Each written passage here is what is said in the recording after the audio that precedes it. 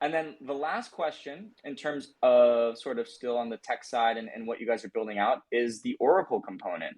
Can either of you guys give us some insights into what led your decision making process to build out native oracles as well? And maybe, yeah, can you give us some background on what will be the architecture of these oracles and what types of oracle use cases will they support? So we see that oracles can be delivering price feeds on chain. You can have verifiable randomness. You can have let's say like NFT for price feeds. What are the different types of use cases that you'll target with the Nibiru oracles? Yeah, so initially one thing was kind of a really common thing that people need is like price data. So um, having a decentralized Oracle solution, like in the same way that I've heard you guys talk about in other cases, like where it's very transparent where you're getting the data from, um, and also available on a more high frequency for applications, you know, like perps and other utilities. That was like one thing to address there. So the Oracle module um, is basically like an iteration on the initial sort of proof of stake one from Terra that they used to uh, you know price Luna, which actually like worked pretty well.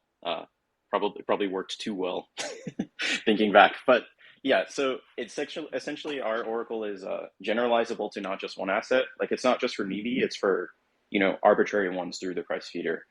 So the validators basically vote, and their risk, essentially like how you kind of keep them as acting honest is if they are outside the band of consensus for the price or like trying to manipulate it, then they can be jailed and slashed just like in the normal proof of stake.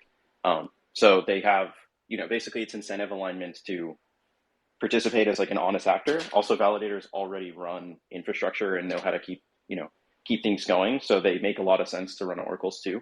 And the flip side of that is some of the core dApps, and then maybe even external ones too. If we can get people to buy into this idea, could also, if they rely, like in the perps case, it relies heavily on the oracle. So a small percentage of some of the fee revenue that would have been not to like LPs, but toward the protocol is actually given added to that proof of stake like rewards pile for the validator because they're participating as an oracle. So the nice thing there is that means like if our sort of if hero dApps kind of excel and get a ton of volume, that also means stakers are getting like a stable coin piece on top of the normal just needy inflation from proof of stake, right?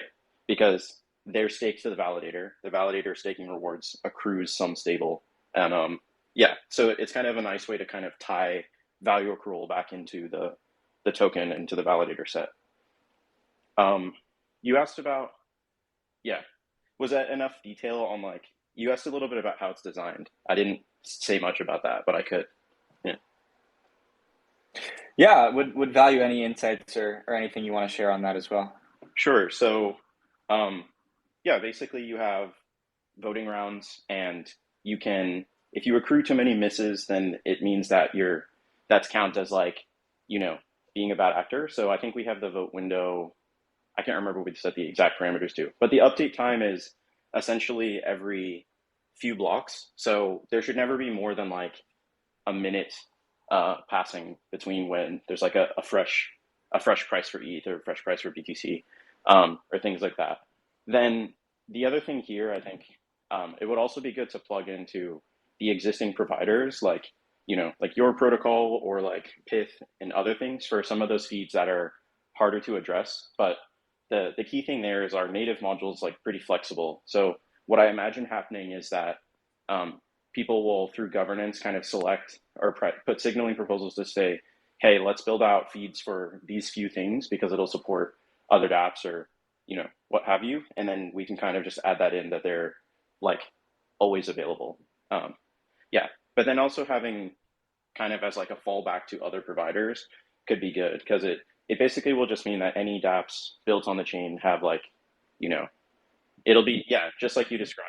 If they can plug into random numbers, if they can use um, odds, then you can have like betting applications, right, for like sports and other things. Price data is like a huge one for a lot of DeFi protocols.